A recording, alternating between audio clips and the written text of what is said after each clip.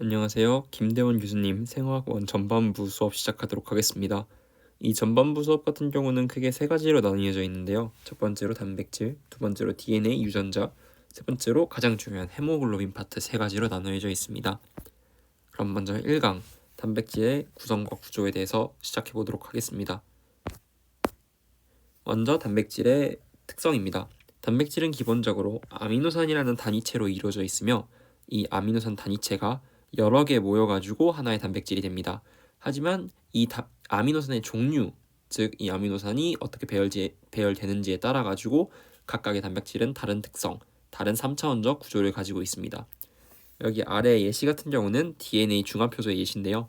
DNA 겉에 이제 동그랗게 DNA 중합효소가 DNA를 복제하는 모습을 보일 수 있습니다. 이 단백질 같은 경우는 각각의 아미노산이 가지고 있는 작용기들을 한꺼번에 모아가지고 여러 작용기들을 가지고 있는데요. 이렇게 모여진 작용기들은 단백질 간의 상호작용 또는 단백질과 다른 생체의 거대 분자 간의 상호작용에 이용되게 됩니다. 마지막으로 단백질은 크게 보면 두 가지 종류가 있는데요. 하나는 딱딱한 구조 단백질, 당연히 구조를 지탱해야 되기 때문에 딱딱하겠죠. 그 다음에 조절 단백질, 매우 유연한 조절 단백질이 있습니다. 요 아래의 예시 같은 경우는 이제 락토페린이라고 하는 하나의 단백질의 일종인데, 락토페린에 이제 철이 들어가게 되면은 위아래가 닫히는 모습을 볼 수 있습니다. 즉 조절 단백질은 단백질과 단백질 상호작용 또는 신호를 전달하기 위해서 매우 유연한 구조를 가지고 있다는 걸 확인할 수 있습니다. 다음 같은 경우는 아미노산의 구조에 대해서 좀 알아볼 텐데요. 아미노산은 기본적으로 중심탄소에 아미노기, 카르복실기, 사이드 체인, 작용기, 그리고 수소가 붙어 있는 걸 볼 수 있습니다. 이렇게 중심탄소에 서로 다른 4개의 기들이 붙여 있으면은 가운데 탄소를 카이랄하다라고 하는데요. 이런 카이랄 탄소를 가지고 있는 물체는 거울상 이성질체가 있습니다. 이거 같은 경우는 일반 화학 때 아니면 이제 일반 생물학 때 다들 공부했다고 저는 믿겠습니다. 이거 같은 경우는 이제 L 아이소머, D 아이소머가 있는데, 일단은 요 생화학 원 수준에서는 이 L, D, S, R에 대해서 아무것도 몰라도 됩니다. 여기서 가장 중요한 것은 우리 몸에는 L 아미노산만 있다라는 겁니다. 기본적으로 대부분의 생명체들은 L 아미노산을 쓰고요. 일부 미생물 같은 경우는 세포벽 등에서 D 아이소머를 쓰는 경우도 있습니다. 하지만 무조건 우리 몸은 L 아이소머만 씁니다. 일단은 유기화학을 공부하신 분들은 요 LDSR이 뭔지는 알 테지만, 유기화학을 이제 공부 안 하신 분들, 아마 생화학원을 들으시는 대부분의 학생들이 2학년 학생들이어가지고 유기화학을 막 공부를 하거나 아니면 유기화학을 공부를 이제 아예 안 하신 분들일 텐데, 잠깐만 시간을 들여 좀 설명을 하자면은 요 LD 같은 경우는 피셔 투영도라고 하는 거의 일종으로 간단하게만 설명드릴게요. 위에 COO-를 위쪽에 놓고 그 아래 중심탄소가 오겠죠. 그러면은 아미노산이 왼쪽으로 가면은 라틴어로 왼쪽이 레보 해서 L로 쓰고요. 아미노산이 오른쪽에 가면은 오른쪽이 라틴어로 덱스트로 해서 D라고 씁니다. 크게 뭔가 외워둬야 되거나 그런 건 아니고, 그 유기화학의 피셔 투영도 이제 탄수화물의 입체 배열을 쓸 때 하는 방식인데, 그때 좀 더 자세하게 배웁니다. 그 다음에 이 절대 배열 S와 절대 배열 R도 사실 중요한 내용은 아닌데, 이제 좀 더 공부하고 싶으신 분들을 위한 잠깐 설명을 드리자면은, 중심 탄소 기준으로 아미노산에 대해서입니다. 작용기를 1번, 아미노기 2번, 카르복식이 3번, 수소를 4번이라 하면은 수소를 뒤에 놓고 1, 2, 3이 지금 반지계 방향으로 돼 있죠. 그러면은 반지계 방향이면 S라 합니다. 반대로 오른쪽에 R을 보시면은 수소를 4번으로 놓고 작용기 1번, 아미노기 2번, 카르복식이 3번으로 놓으면은 시계 방향으로 4번이 뒤에 있을 때 그 앞이 시계 방향으로 돼 있죠. 그러면은 R이라 합니다. 자세한 것은 유기화학에서 공부하시면 되고, 여기서는 우리 몸에는 L 아미노산만 있다라는 것만 알아두시면 됩니다. 다음 같은 경우는 아미노산의 이제 전하가 바뀌는 어떤 메커니즘인데요. 아미노산 같은 경우에는 카르복실기와 아미노기가 둘 다 수소를 떼었다 붙였다 할 수 있습니다. 그래서 아미노산이 산성 환경으로 가게 되면은 수소 이온이 너무 많아지다 보니까 카르복시기에 수소 이온이 붙게 되고, 염기성 환경에서는 수소 이온이 너무 없다 보니까 아미노기에 있던 수소 이온이 떨어져 나가게 됩니다. 그래서 요 아래 표를 보시면은 pH에 따라 가지고 빨간색은 산성 환경의 아미노산, 파란색은 중성 환경의 아미노산, 그 다음에 초록색은 염기성 환경의 아미노산이 있는 걸 볼 수 있습니다. 이때 요 가운데 있는 어떤 우리가 일반적으로 생각하는 이 아미노산의 형태를 Zwitter Ionic Form이라고 합니다. 그리고 이렇게 수소를 떼었다 붙였다 할 수 있는 이런 캐릭터리스틱을 Zwitter Ionic Character이라고 하지만 정말 중요하지 않은 내용이기 때문에 넘어가도록 하겠습니다. 가장 중요한 내용입니다. 김대훈 교수님 같은 경우는 일반적으로 시험에서 항상 아미노산 이름 3글자 줄임말, 1글자 줄임말을 항상 출제해 주셨기 때문에 무조건 외워두셔야 됩니다. 죄송합니다. 그래서 알라닌부터 발린까지 이 2개는 안 외우셔도 됩니다. 총 20가지의 아미노산을 당연히 영어로 외우셔야 되고 그 3글자 줄임말과 1글자 줄임말 전부 다 알아두셔야 됩니다. 다음 같은 경우는 이제 본격적인 아미노산 구조에 대해서 알아보기 전에 간단하게 특정 아미노산, 되게 특징적인 특정 아미노산을 좀 보도록 하겠습니다. 맨 처음에 산성 아미노산, 즉 음전화로 전화된 아미노산입니다. 아스파르트산 D, 글루탐산 E가 있고요. 양전화이자 염기성을 가지고 있는 아미노산은 라이신, 아르기닌, 히스티딘이 있습니다. 당연히 외우셔야 되고요. 나머지는 다 중성이라고 생각하시면 됩니다. 그리고 이 5개를 제외한 나머지들은 대부분 다 소수성 성질이 되게 강한데 그 중에서도 벤젠 고리를 가지고 있는 아로마틱 아미노산 같은 경우는 이제 방향족, 한국어로 하면 방향족 아미노산이죠. 페닐알라닌, 티로신, 트립토판이 있고 그 나머지는 소수성 아미노산이다 라고 생각하시면 될 것 같습니다. 당연히 이만큼은 외우셔야 됩니다. 그러면 본격적으로 아미노산의 구조에 대해서 알아보도록 하겠습니다. 아미노산의 구조 같은 경우는 이제 단 한 번도 빠지지 않고 등장한 단골 문제이기 때문에 수업 시간에도 아마 이 구조를 외우라고 교수님이 말씀하실 겁니다.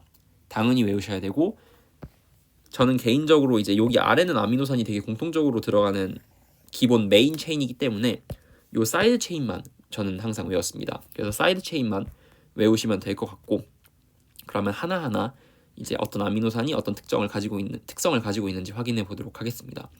먼저 글라이신입니다. 글라이신 같은 경우는 특이하게 아미노산 중에 유일하게 중심 탄소를 기준으로 4개가 전부 다르지 않습니다. 즉 글라이신 같은 경우는 non-chiral, 이성질체가 없습니다. 거의상 이성질체가 없습니다. 정확히는. 그 다음 알라닌 같은 경우는 메틸기가 하나 붙어 있는데요. 글라이신과 알라닌 둘 다 덩치가 매우 작은 것을 확인할 수가 있습니다. 그 다음 같은 경우는 메틸기가 2개 달린 발린, 그 다음에 C 하나가 더 붙여진 류신, 그 다음에 아이소류신, 메티오닌이 있는데 당연히 다 외우셔야 되고, 특이한 점은 이소류신 같은 경우에는 기본적인 카이랄탄소에 더해 위쪽에 하나 더 카이랄탄소가 있는 걸 확인할 수가 있습니다. 다음 같은 경우 프롤린입니다. 프롤린 같은 경우는 되게 특이한 아미노산 중 하나인데 고리 형태로 되어 있습니다. 당연히 고리긴 한데 벤젠 링이 아니라 방향족은 아니지만 요 아미노기가 작용기의 끝과 같이 결합이 돼 있습니다. 공유 결합을 하고 있는 형태여서 사실상 프롤린 같은 경우는 이제 엄밀하게 따지면 아미노산은 아니고 이미노산이라고 하는 걸로 분류가 되는데, 이 프롤린의 특징이 뭐냐면은 이 매우 경직된 상황을 매우 좋아하는 아미노산입니다. 아무래도 사이드 체인이 자유롭지 않다 보니 이 구조가 매우 한정적이기 때문에 어떤 유연한 구조를 가지는 단백질에서는 프롤린이 아예 발견되지 않는 것을 확인할 수가 있습니다. 그래서 아래 보시면은 구조적인 유연성이 매우 restricted 됐다는 것을 확인할 수가 있습니다. 다음 같은 경우는 이제 전형적인 방향족 아미노산인데요. 방향족 아미노산은 다 벤젠 고리를 가지고 있는 걸 확인할 수가 있습니다. 먼저 보시면 페닐알라닌인데요. 유기화학을 하신 분들이라면은 알라닌에 페닐기가 붙어 있구나라는 걸 생각할 수가 있고, 모르시는 분들이라면은 벤젠 고리가 작용기로 들어갔을 때 그걸 페닐기라고 하는데요. 이거를 페닐기라 합니다. 그게 여기 이렇게 붙어 있다라고 생각하시면 될 것 같고, 티로신 같은 경우는 페닐알라닌에서 OH기가 하나 더 붙어 있고, 트립토판 같은 경우는 뭐 중요하지는 않지만 이걸 인돌 링이라 하는데 인돌 고리가 있다라고 생각하시면 될 것 같습니다. 티로신과 트립토판의 가장 중요한 공통점 중 하나가 바로 자외선을 흡수한다인데요. 그럼 어떻게 자외선을 흡수하냐? 티로신과 트립토판을 보시면은 산소와 질소가 있는데, 산소와 질소는 탄소보다 전기 음성도가 크기 때문에 이 벤젠 고리에 있는 비편재화된 파이 오비탈 전자를 쓸어 담습니다. 이쪽으로.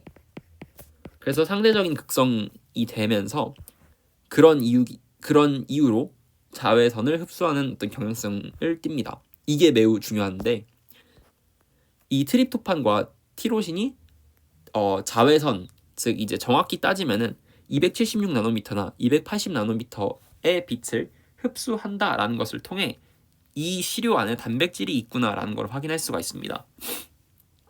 근데 이렇게 생각할 수도 있는 게, 아니 단백질이 티로신과 트립토판을 포함하지 않으면 검출이 안 되는 거 아니냐라고 생각할 수가 있는데, 단백질이 하나의 아미노산으로 이루어진 게 아니라 몇십만 개, 몇백만 개, 몇천만 개 이렇게 된 단백질들이 되게 많기 때문에 그중 하나는 100% 트립토판이나 티로신 하나는 무조건 포함을 하고 있습니다. 그냥 확률적으로 따졌을 때. 그렇기 때문에 대부분의 단백질들은 276 나노미터나 280 나노미터에서 흡광이 보입니다. 그래서 이걸 단백질의 고유 성질이라 합니다. 따라서 276이나 280 나노미터에서 흡광이 나왔다? 아, 이거 단백질이 아닌가라고 의심을 할 수가 있습니다. 위에 같은 경우는 흡광도를 측정하는 비어 법칙이라는 건데요. 여기서 이제 비어스 라, 흡광도는 엡실론 CL 이라는 식이 하나 등장하게 됩니다. 되게 간단한 식인데요. 일반적으로 흡광도는 저희가 측정을 하는 거고, 엡실론은 상수고, 보통 이 L 같은 경우는 이제 1cm로 보통 다 고정을 하게 됩니다. 그 빛이 시료가 담긴 통의 길이인데 보통 항상 다 직육면체 1cm라고 하기 때문에 엡실론과 L은 거의 상수로 보셔도 되고, A와 C, 즉 농도와 흡광도가 이제 미지수기 때문에 농도와 흡광도는 비례 관계다라고 생각하시면 될 것 같습니다. 그래서 여기 비어스 라 하나는 외워두셔야 될 것 같고, 또한 티로신과 트립토판이 정확히 몇 나노미터에서 흡광을 하는지는 몰라도 되지만 티로신과 트립토판은 흡광을 한다라는 것도 외워두시면 될 것 같습니다. 다음 같은 경우는 이제 조금 더 화학적인 반응성이 높은 아미노산에 대해서 알아보도록 하겠습니다. 먼저 세린과 트레오닌 같은 경우는 티로신처럼 위에 OH 기들을 달고 있습니다. 이 OH 기들을 달고 있다는 것은 이제 맨 첫 번째 봤던 글라이신, 알라닌, 발린 같은 녀석들보다 조금 더 친수성이 가미되어 있다라고 확인하면 될 것 같고요. 제가 말하는 게 트레오닌 같은 경우는 이제 이소류신 마냥 여기 위에 C가 또 다른 카이랄 카본인 거를 확인할 수가 있습니다. 그 다음에 이제 시스테인 같은 경우는 이제 단백질의 구조에 있어서 매우 중요한 단백질인데요. 구조 자체는 세린에 OH 대신에 SH, 설파히드르기가 붙어 있는 걸 확인할 수가 있습니다. 그럼 시스테인이 왜 중요하냐? 바로 다이설파이드 본드, 즉 이황화 결합을 생성하기 때문입니다. 시스테인 두 개가 조금 이따도 이제 볼 예정이긴 한데, 시스테인 두 개가 합쳐지면은 이제 여기 보시는 것처럼 황 두 개를 이은 이황화 결합이 생성이 되는데요. 이 이황화 결합이 매우 구조적으로 안정해가지고 구조적 안정성을 요구하는 단백질들에게서 많이 발견됩니다. 그러면은 왜 이황화 결합이고 왜 세린의 OH는 더블 옥시전 본드를 못 형성하냐라고 하면은 산소의 반발 때문은 안 됩니다. 산소의 전기 음성도가 매우 높기 때문에 산소 두 개가 이제 합쳐지게 되면은 매우 불안정합니다. 예를 들어 이제 과산화수소 이런 게 있겠죠. 그렇기 때문에 구조적으로 매우 불안정해서 이황화 결합을 세포들은 선호합니다. 그 다음 같은 경우는 이제 매우 극성인, 매우 친수성인, 즉 이제 매우 전하를 띠는 아미노산들을 볼 건데요. 여기 같은 경우는 이제 양전하를 띠는 이제 염기성 아미노산입니다. 그 세 가지 리신, 아르기닌, 히스티딘이 있는데 일반적으로 리신, 아르기닌은 매우 염기적이고 쉽게 염기적이라는 말이 좀 어색하긴 한데 염기성이 좀 강하고 히스티딘 같은 경우는 염기성이 좀 약합니다. 보시면은 리신 같은 경우는 알파, 베타, 감마, 델타, 엡실론에 아민 그룹이 붙은 걸 확인할 수가 있고요. 엡실론 탄소에 아르기닌 같은 경우는 알파, 베타, 감마, 델타에 구아니디움 그룹이라는 게 붙어 있다는 걸 확인할 수가 있습니다. 이 그룹 자체는 다 암기하실 필요는 없지만 이 구조는 당연히 암기하셔야 됩니다. 히스티딘 같은 경우는 양전화 아미노산이라고 했는데 전화가 없는 걸 확인할 수가 있는데 이게 왜냐하면은 히스티딘 같은 경우는 주변 환경에 따라서 매우 그 분자의 구조가 조금 결정되는 요인이 있습니다. 그래서 이제 히스티딘 주변에 수소가 많으면은 이쪽 질소에 수소가 붙으면서 양전환에 뛰게 됩니다. 또한 수소가 조금 없을 때는 아까 말한 이 수소가 떼어지면서 다시 원상태로 복귀하게 됩니다. 구조적 안정성은 왼쪽이나 오른쪽이나 똑같아가지고 사실 그냥 주변 환경에 따라가지고 히스티딘의 모양이 변한다라고 생각하시면 될 것 같습니다. 다음은 양전화 아미노산을 봤으니 이제 음전화 산성 아미노산을 봐야 될 차례겠죠. 그렇게 크게 특이한 건 없고 아스파르트산과 글루탐산이 각각 알파 탄소의 카르복실기, 알파 베타 탄소의 카르복실기가 있다는 것을 확인하면 될 것 같습니다. 마지막으로 이제 양전화 아미노산과 음전화 아미노산을 본 다음에 이제 그 양쪽성을 가지고 있는 아미노산들을 볼 텐데요. 바로 아스파라긴과 글루타민입니다. 아스파라긴과 글루타민은 매우 유사하지만 탄소 하나 차이로 다른데요. 먼저 아스파라긴 같은 경우는 위에 보면은 카르복시 아마이드 그룹이 있습니다.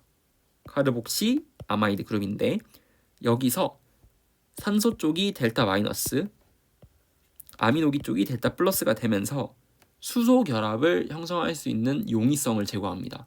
그래서 아스파라긴과 글루타민은 물론 이제 아무래도 전하는 없기 때문에 전하가 있는 것들보다는 덜하지만 그래도 어느 정도 되게 친수성이 있고 수소 결합을 형성할 여지가 있다라고 생각하시면 될 것 같습니다. 여기 같은 경우는 이제 전하를 이제 readily ionizable sidechains라고 하는데요. 그러니까 제 영어를 못해서 죄송합니다.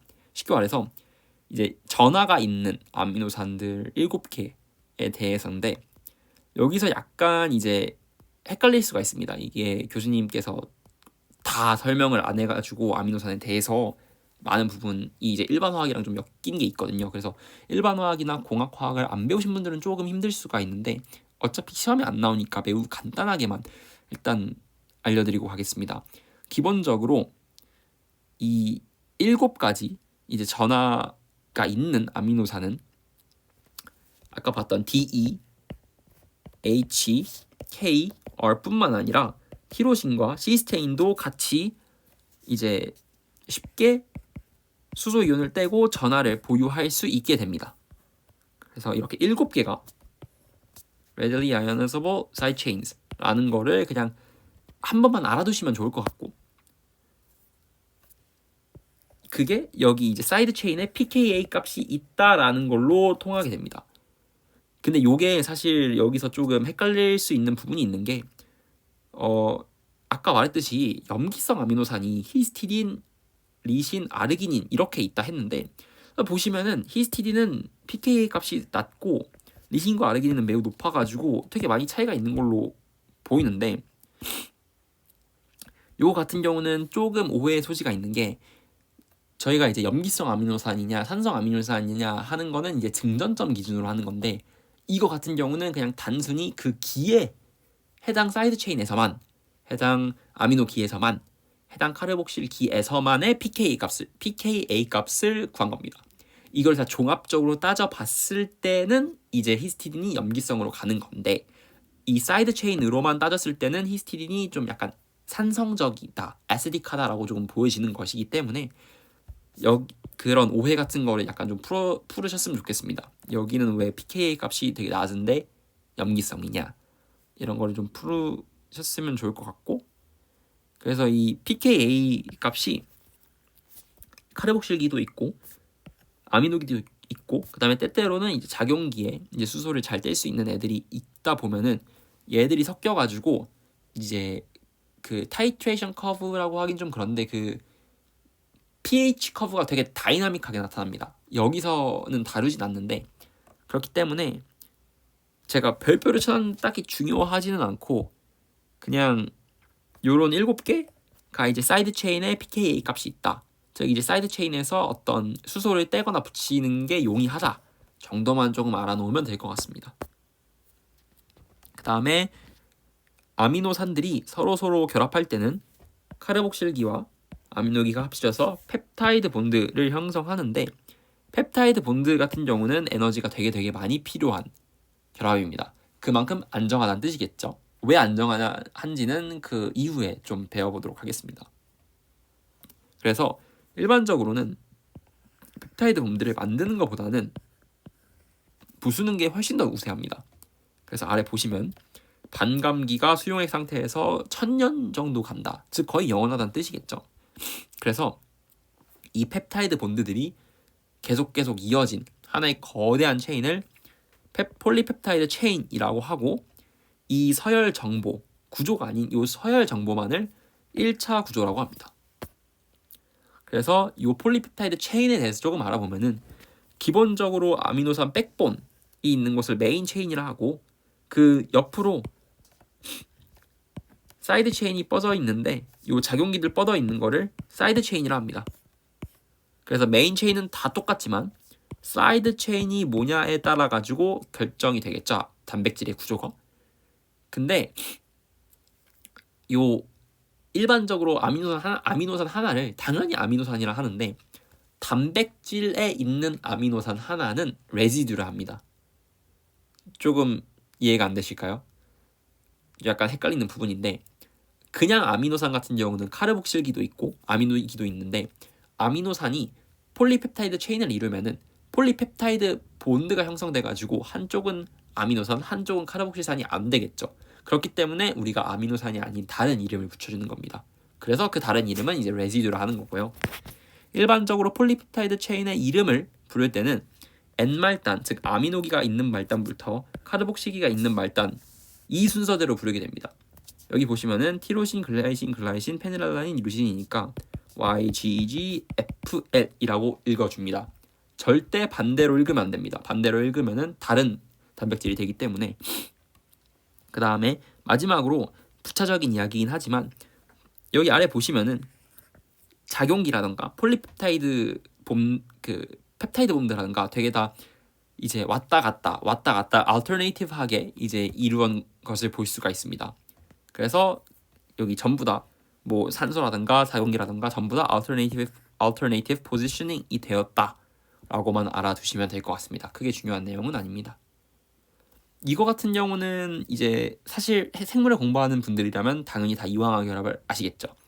시스테인 2개가 산화돼서 즉 전자를 잃어서 하나의 강력한 이황화 결합을 형성하고 또한 전자를 받아서 환원되면은 이제 시스테인 이황화 결합이 끊어지면서 시스테인 2개가 형성이 된다라는 걸 알 수 있겠습니다. 이 이황화 결합은 정말 강력하기 때문에 일반적으로 구조의 안정성이 요구되는 세포 외부로 나가는 단백질들에서 되게 많이 발견이 됩니다.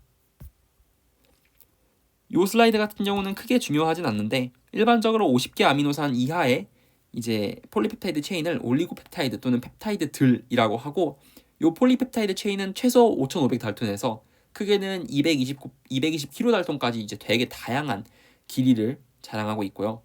이 아미노산의 배열 같은 경우는 DNA, RNA, 프로틴으로 이어지는 센트럴 도그마 가설, 이제 센트럴 도그마 원리라고 하죠. 센트럴 도그마 원리에 의해 가지고 서열이 만들어지게 되고요. 이 아미노산의 배열이 단백질의 구조, 기능, 그 다음에 어떤 생체적인 특징을 결정하게 됩니다. 그래서 아까 본 이제 펩타이드 본드가 매우 안정하다 했잖아요. 그런데 이게 왜 안정하냐? 일반적으로 단일 결합들은 대부분 다 회전을 할 수가 있습니다. 보시는 것처럼 회전을 할 수가 있는데 펩타이드 본드는 보시는 것처럼 단일 결합인데 플래너하다고 나와 있죠. 즉 회전이 안 된다. 즉 같은 평면에 있다라는 건데 그 이유가 공명구조 때문입니다. 보시면은 탄소와 산소 이어지는 이중결합 중에 하나가 탄소와 질소 사이로 들어가면서 이중결합이 이제 다른 위치로 이동합니다. 즉 공명구조를 가지고 있다는 얘기죠. 그렇기 때문에 이 C와 N 사이의 결합이 단일 결합이 아닌 1.23 정도의 결합입니다. 즉 1과 2 사이 그 어딘가의 결합인 걸로 확인될 수가 있죠. 그래서 단일 결합은 보통 이 정도의 길인데 그거보다 훨씬 더 짧은 길이를 가지고 있다는 것을 확인할 수가 있습니다. 하지만 저희가 이 폴리펩타이드 본드를 표기할 때, 즉 이제 펩타이드 본드를 표기할 때 왜 전하를 안 써주냐라고 생각하잖아요. 왜 우리는 이 공명 구조를 표기를 안 하냐? 그 이유는 이 폴리펩타이드에서 펩타이드 본드가 다 전하가 없는 쪽으로 웬만해서는 쏠려 있기 때문입니다. 왜냐하면은 이 전하가 있으면은 단백질은 이제 수용액 상태에서 둥둥 떠다녀야 되잖아요. 근데 전하가 이렇게 있어 보이면은 있게 되면은 이 단백질들이 한 군데 뭉칠 수가 없게 됩니다. 이 단백질의 그 긴 폴리펩타이드 체인이 뭉쳐서 단백질이 돼야 되는데 안쪽에 플러스 마이너스가 있으면은 뭉칠 수가 없습니다. 소수성은 소수성끼리 뭉치려는 성질이 있어가지고 그래서 생각보다 그렇게 큰 전하를 띄지는 않습니다. 그래서 제가 아까 말했듯이 1.5 결합이 아니라 1.2, 1.3 결합이라 했던 게 완벽하게 여기가 이중 결합이 아니라 이쪽이 좀 더 우세를 가지고 있기 때문에 즉 이렇게죠. 그 표기로 하면은 그렇기 때문에 펩타이드 본드는 차지가 없지만 공명 구조다라는 걸 조금 좀 혼재해서 알아두면 좋을 것 같습니다. 그래서 요 펩타이드 본드 같은 경우는 이제 그 회전을 이제 펩타이드 본드가 회전이 안 된다 했잖아요. 그렇기 때문에 이제 아미노산이 하나 쌓일 때 이 펩타이드 본드를 어떻게 결합할 건지에 대한 문제가 있습니다. 첫 번째로 이렇게 트랜스 형태로 저희가 흔히 보는 트랜스 형태로 결합할 수도 있고요. 이렇게 시스 형태로도 결합할 수가 있는데 일단 트랜스랑 시스는 다들 알고 계실 거라고 저는 생각하고 넘어가겠습니다. 시스 같은 경우는 보시면은 여기 작용기 두 개가 이렇게 맞닿아 있습니다. 유기화학적으로 생각하면 입체 장애가 매우 크다라고 생각할 수가 있는데요. 그렇기 때문에 일반적으로 트랜스 형태의 아미노산이 그러니까 아미노산이라고 하기보다는 펩타이드 본드가 선호됩니다. 하지만 때때로는 이제 프롤린 같은 경우는 이제 트랜스와 시스가 이제 한 50대 50 정도로 나타나는 경우도 있기 때문에 뭐 100% 전부 다 트랜스는 아니지만 일반적으로 트랜스지만 프롤린 같은 경우는 시스도 나타난다로 알아두면 좋을 것 같습니다. 그러면은 이 펩타이드 본드에 대해서 조금 더 알아보도록 하겠습니다. 이 펩타이드 본드에서 보시면은 펩타이드 본드는 회전을 안 한다는 걸 저희가 알았잖아요. 근데 그 나머지 결합 같은 경우는 이제 회전을 할 수가 있어요. 여기라든가 여기 나머지 단일 결합. 그래서 요 단일 결합이 어떻게 회전하는지에 따라서 어떤 각도로 회전하는지에 따라서 단백질의 어떤 모양이 형성이 되겠죠.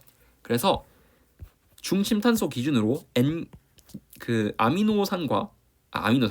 아미노기와 연결되어 있는 단일 결합의 회전 각도를 파이, 그 다음에 중심 탄소와 카르복실기의 C와 연결되어 있는 단일 결합의 회전 각도를 프사이라 합니다. 안 외우셔도 됩니다.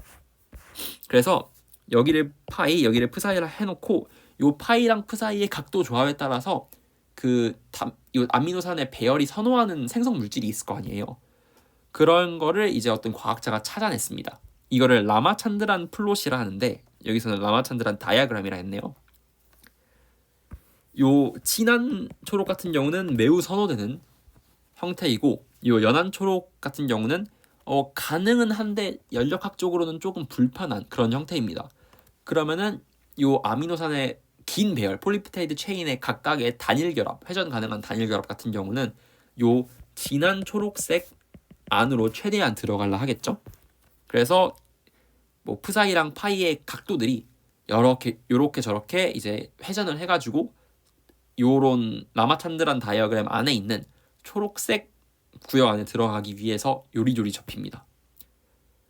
그러면 1강 여기서 마치도록 하겠습니다.